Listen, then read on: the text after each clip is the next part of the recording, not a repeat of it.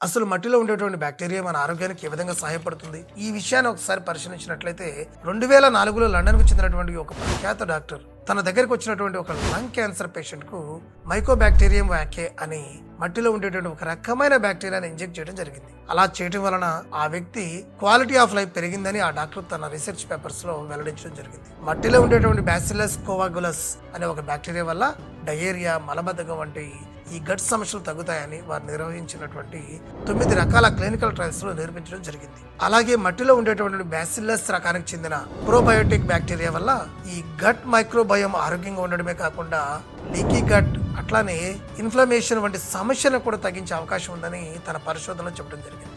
చివరగా నేను చెప్పొచ్చేది ఒకటే, మనం మట్టిలో నడవడం వల్ల కానీ అట్లానే మట్టితో కాసేపు ఆడుకోవడం వల్ల కానీ మన గట్ బ్యాక్టీరియా వైవిధ్యం పెరిగే అవకాశం అయితే ఉంటుంది. దీన్ని బట్టే మన గట్ ఆరోగ్యం ఆధారపడి ఉంటుందని మనం చెప్పుకోవచ్చు.